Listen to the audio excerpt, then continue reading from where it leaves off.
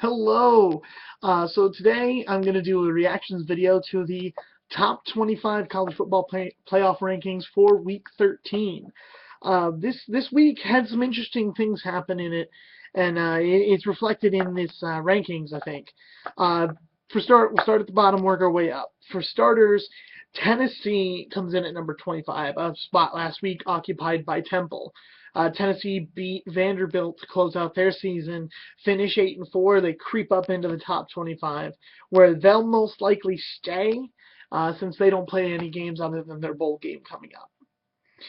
Next is the number 24 spot. Toledo fell out of the top 25 after losing again. Utah replaces them, bumping down a spot from last week. Again, a lot of the reactions to this part is not going to be very drastic. It's going to get more drastic as we go up, but that sounds like a solid move in my opinion. Utah played an okay game. They won, but still, there's lots that happened above them that would bump them down. Next, number 23, the spot occupied by Utah last week, is Navy now. Navy lost their game against Houston, and I think it's respect for Navy's season since their only two losses are to teams that have a combined record of 21-3. So that's pretty good spot for Navy, especially since they still have a game coming up against Army in a couple of weeks.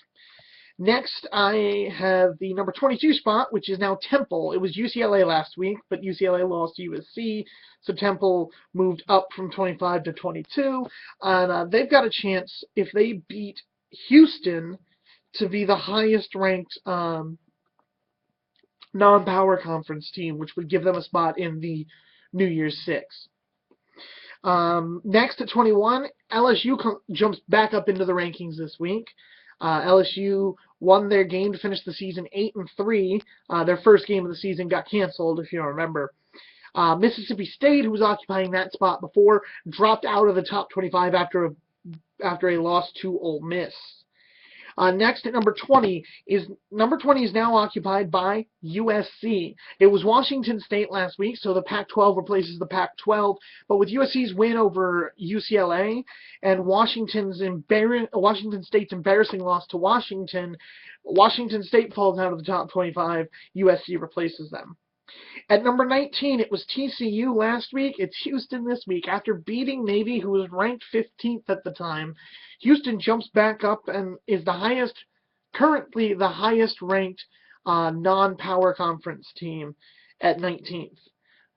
Next, last week, 18th was Ole Miss. This week it's Florida. Florida lost to Florida State. It's not surprising they dropped pretty low. And given that they have to play Alabama this upcoming weekend, they probably won't remain in the rankings for very long. Next at number 17, it's Oklahoma State. After two straight losses to Baylor and Oklahoma State's slowly been sliding down the list. The good news for them is they don't have any games left to lose. So they're going to their bowl game. They're going to probably finish in the top 25 this season. Last week it was Oregon. Oregon has moved up a spot to number 16, a spot occupied by Northwestern last week, who's also moved up.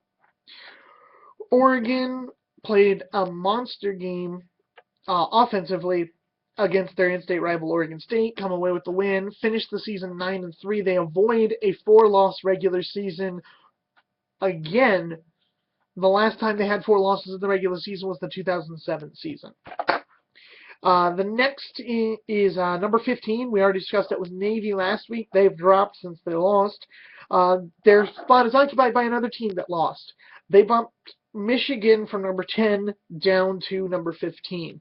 It's a 5-spot drop after an embarrassing loss to Ohio State.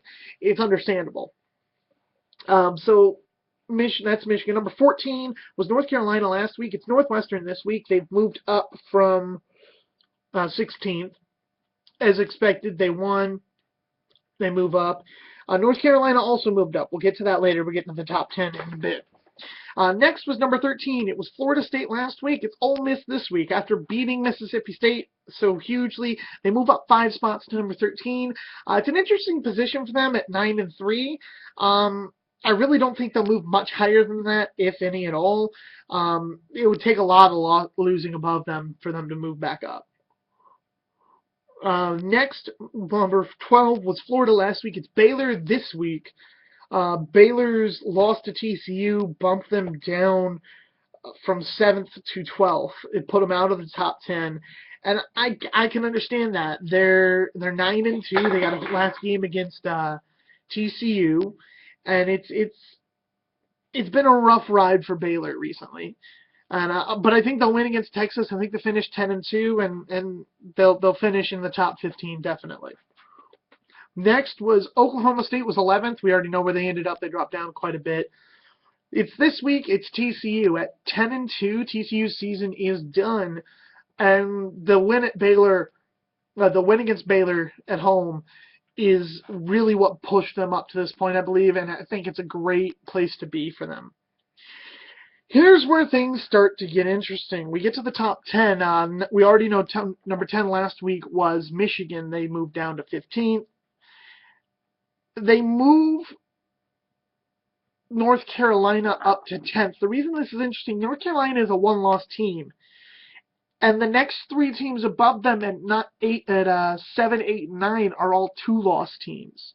So it kind of, if you're a North Carolina fan, it feels like a slap in the face to have these 3 2-loss teams ahead of you, especially since you're going to be playing in the conference championship game, and the team directly ahead of you at number 9 is Florida State. Florida State's number 9. They're a 2-loss team, and they're not even going to play in their conference championship, where North Carolina is. You would think being ranked below them you would think that wouldn't happen, because here's a team that has a chance to beat number 1. And even if they lose, I don't see how you can rationalize that one. The other 2 I can get.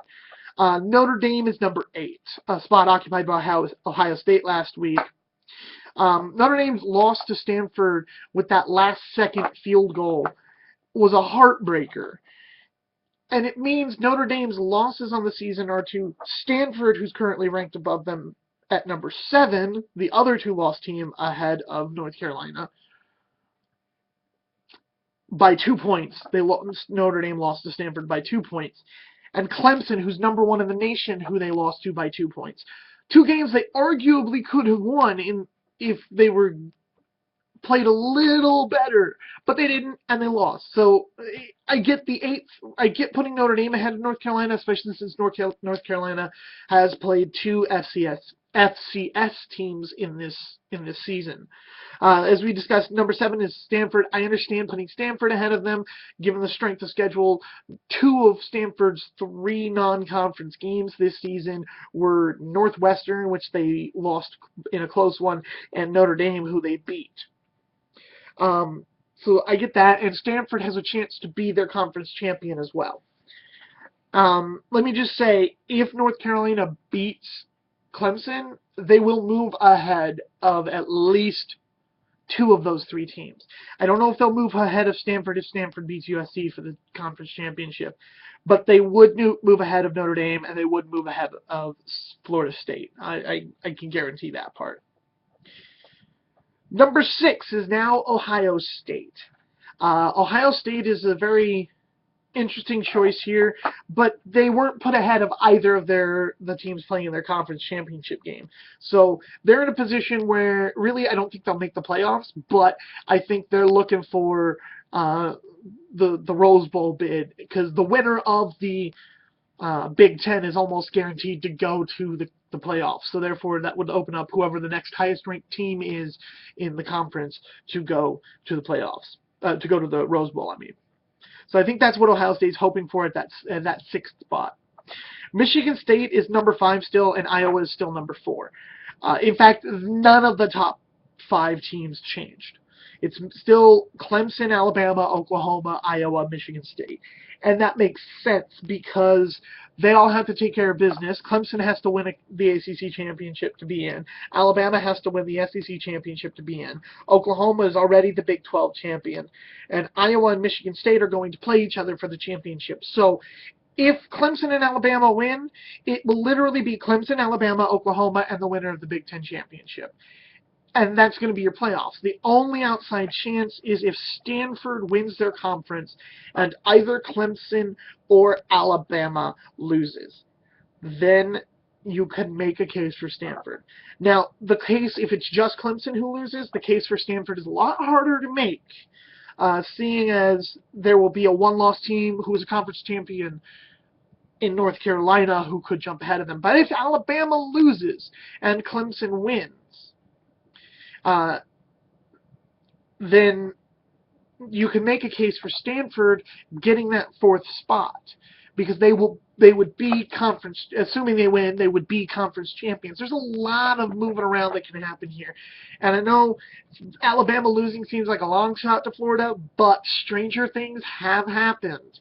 So honestly, I gotta say, I really don't have a problem with these rankings. I think they looked at losses this much differently than the BCS used to. The BCS, if you lost, it was a loss. It was a loss, period. They rewarded basically winning and almost nothing else. In this one, if you lose close games to quality opponents and you beat other quality opponents, like Notre Dame, they lost those 2 games against the top 10 they've played, but they have wins against current number 20, number 22, and number 23. So they have wins in the top 25. So it's not like they're not a good team, so I can understand the 8th ranking. But Notre Dame's not going to make the playoffs at this point. They needed to beat Stanford to get into the playoffs. There is not enough room for the amount of there's not enough games to create the amount of chaos Notre Dame needs to get into the playoffs. So that being said, I would love to see just this huge amount of chaos in the end of this season, just to see what happens with the playoffs, just to make it more nail-biting, as so to speak. But yeah, I gotta say, this one, a much better ranking than last week. I thought last week was kind of, but they proved themselves. I mean, Oklahoma, I was mad Oklahoma got put ahead of Notre Dame, but then Notre Dame lost and Oklahoma won, so I guess they got the rankings right at that point. But yeah, this has been an exciting season, and I can't wait to see how it finishes. If you like the video, click the like button, subscribe, and I'll see you next time. I'll see you tomorrow, actually.